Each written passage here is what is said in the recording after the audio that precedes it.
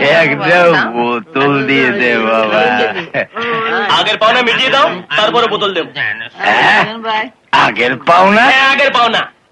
শালা, আমার সর্বস্ব বিলিয়ে দিয়েছি তোর এই আড্ডায়। আমার বউয়ের শেষ সোনার বারোটা পর্যন্ত তোকে দিয়ে দিয়েছি, যা তোর বউ পরে ঘুরে বেড়ায়। তারপরও বলছিস আমাকে মাল দিবি না? শালা বেঈমানের বাচ্চা, এখান থেকে যাবে না গলা ধাক্কা দিয়ে বের করে দেবো। আরে আরে এসব হচ্ছে কি বাবা, এসব হচ্ছে কি? আমি থাকতে বসন্ত তার বেজ্জতি বলে ভেবেছিস? কত টাকা পাস? হ্যাঁ, কত টাকা পাস? 40 টাকা। 40? হ্যাঁ 40। চুপ, কথা কইবি না একদম। এই নে 50। আর বসন্ত দাদাকে আরেকটা বোতল দে, বুঝছিস?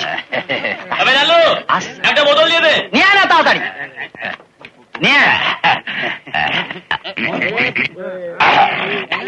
আরে আরে, তুই তো আমার কলিযুগের কেষ্ট ঠাকুর রে যতীন।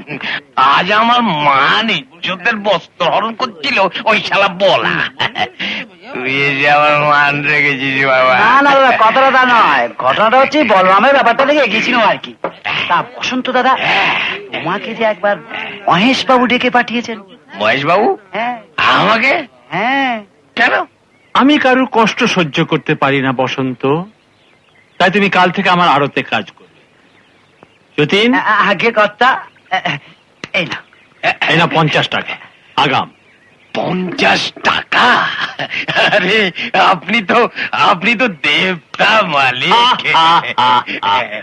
আমি সকলের ভালো করতে চাই বসন্ত, আর তোমার ভালোর জন্যই আমি তোমাকে কিছু উপদেশ দিতে চাই। হ্যাঁ, বলুন। ওই যে ঘন আছে না, ঘনা ঘনা, ও ওই ঘনশ্যাম? 1 নম্বরে 5 হ্যাঁ? হারামজাদা। শুনলাম তোমার মেয়ের সঙ্গে ওর মিটিং মিক্সিং চলছে। হ্যাঁ, বিয়ে সেটা আবার কি? বুঝলে না? না তো। লটঘট লটঘট। কিন্তু ও তো ছেলের মতো, সেই ছোটবেলা থেকে বাড়িতে আসে যায়। তবু সাবধানের মান নেই। মেয়ের উঠতি বয়স, একবার যদি পা হড়কায় সারা জীবন কেঁদে কুল পাবে না। তা আমি বলছিলাম কি, মেয়েটাকে কোনো একটা কাজে কর্মে লাগিয়ে দাও। একে কাজ কর্ম? হ্যাঁ, কাজকর্ম আমার বাড়িতেই রয়েছে। গিন্নির মতো আমাকে দেখাশোনা করবে। না না না না, আমার রানীর মতো আমাকে দেখাশোনা করবে। বেশ, বলে দেখো না, যদি রাজি থাকে তাহলে পয়সাও পাবে, আর কাজে কর্মে মেতে থাকলে মন মেজাজও ঠান্ডা থাকবে।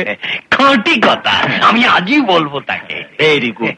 তবে মনে রেখো, ডটার ইয়াং হয়েছে, যা কিছু বলবে ঠান্ডা মাথায় বুঝিয়ে বলবে। নাম যতীন, আগে কর্তা, এইটে তোমার মাথার ঠান্ডা। নাম হই